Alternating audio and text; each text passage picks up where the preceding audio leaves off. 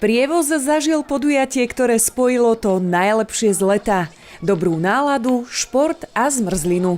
Športový zmrzlinový deň prilákal desiatky rodín, detí aj aktívnych obyvateľov, ktorí si prišli užiť dopoludne plné pohybu a hier. Na začiatku sme si dali rozcvičku, aby deti vedeli, že treba sa pred športovým výkonom aj trocha zahriať a rozcvičiť.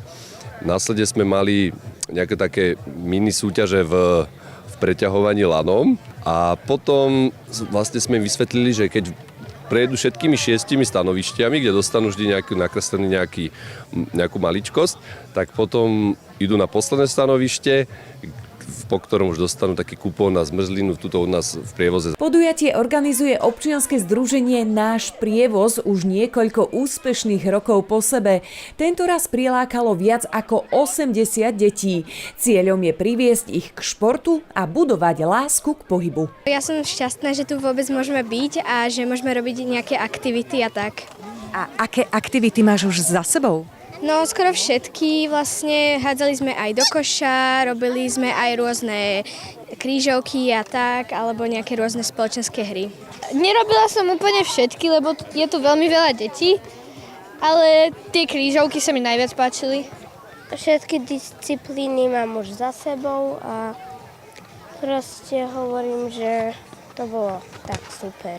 Je tu veľmi veľa aktivít. Ja nemám možnosť robiť tak veľa aktivít, aj keď mám pár krúžkov, ale je to fakt super. Zabavila ma najviac táto disciplína športová a bolo na nej najlepšie to, že tam sme mali aj odmeraný čas. Vyzeralo to, že bude troška poprchať, ale som nadšený, že toľko detí došlo. Až sa z toho už potím.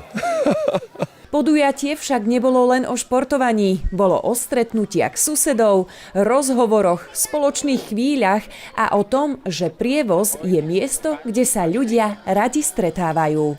My sme sem prišli ako skupinka rodičov ešte zo škôlky zo Šťastnej. Naše deti tam už nechodia a je to veľmi príjemný deň. Prvýkrát sme tu, teda v Prievoze sme dlhšie, ale prvýkrát vieme o takomto podujatí. Myslím, že Katka si to užila, aj keď sa trošku hanbila, ale tak je to super, že sa dá takto výjsť von a pohrať sa s deťmi a so susedmi. My už sme asi 3. rok tu po sebe, ja mám 2 detičky, 6 a 8 ročné, takže už 3. rok po sebe. To už je taká tradícia, že sa sem vždy vyberieme. Aký význam vidíte v takomto športovom dni? No, minimálne, že sa znova tak nejako stretneme, pripomenieme si, že tu je nejaký ten deň detí a tie deti nám rastú, ešte škôlkari tu majú spolužiakov, školáci už majú spolužiakov, takže tešia sa, že majú takýto spoločný deň. A tie športy, áno, predbiehajú sa aj na čas, aj a zmrzlina je vždy tá odmena, takže áno, aj tá zmrzlina je motivujúca. Sa tu stretávame viacerí, aj tí, ktorí sme neprišli, tak kamarátov sme tu postretávali, aj to tak príjemné sa. Deti sa zahrajú, rodičia pokecajú. Pre TVR Veronika Vasilková.